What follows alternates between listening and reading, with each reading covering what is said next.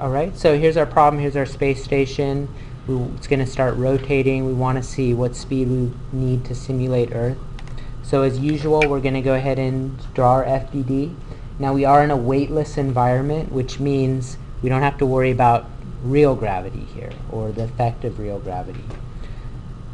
So what are the forces acting on us?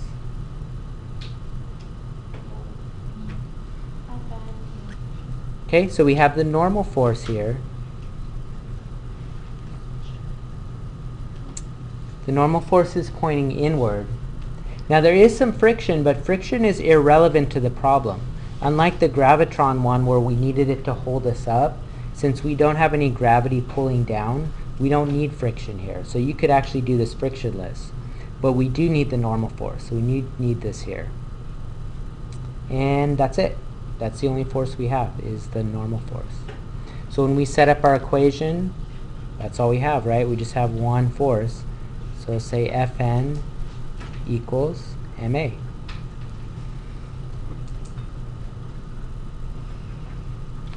Do we know the A? Something about the A? Centripetal A, right.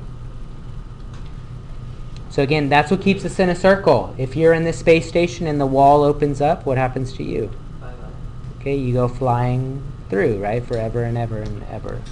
So Fn equals mac. All right, we want this to be like Earth. So let's bring it back to about a month ago. If I'm just standing still right here on the floor, right, gravity's pulling down on me, and the normal force is pushing up. Well, in a normal situation, what's going to be true about the normal force and gravity? They're the same, right? Normal force is equal to gravity.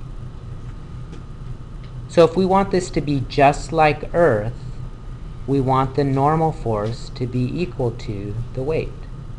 So if we want to be just like Earth, so we know on Earth, Fn just equals mg, right? So we want it to be just like Earth, so we'll just do the same thing. We'll make Fn equal to mg. Now if you want it to be different, if you wanted to be on Venus, then you would change this. You would make this m times whatever g is on Venus. All right, so let's make the substitution. We're going to get mg equals mac. Again, does the mass of our astronauts matter? Nope. Okay, and notice if you look here what you get. Essentially, you want the acceleration, the centripetal acceleration, to be the same as little g. You want it to be the same as gravity. All right, so what were we asking for? The speed? Okay, can we go ahead and find that? So what's our equation for AC?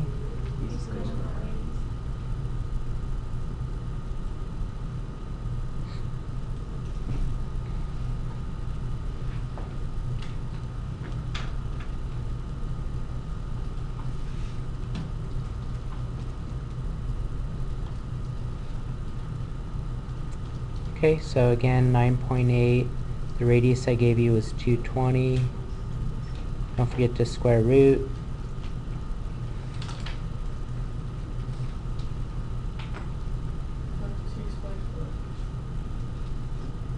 How much? 46.4. 46.4? Is that confirmed?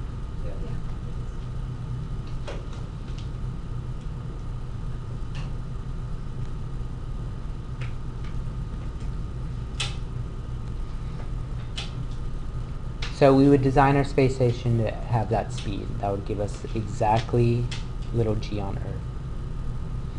All right, I'm going to ask a couple other things just so you can see like another problem that I would ask you here. So I might ask you how long for one revolution? What is the time for one revolution? Now I gave this a name. Does anyone remember what I called this? The period, right?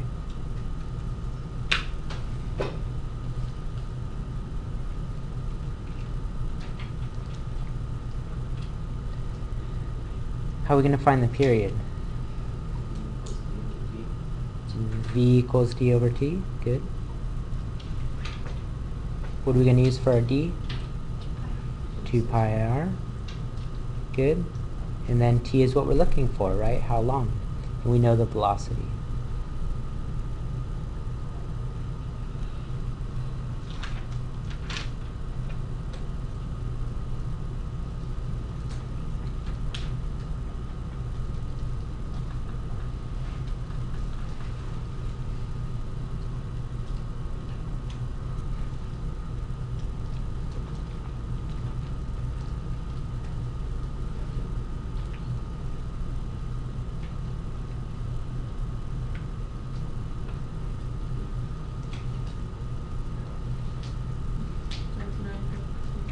Point 3? 8.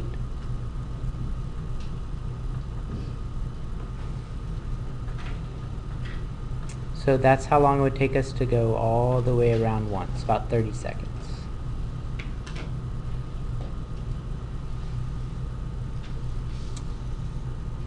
Alright, the last question I would ask you, or some that you'll see on these circular problems, is the RPMs.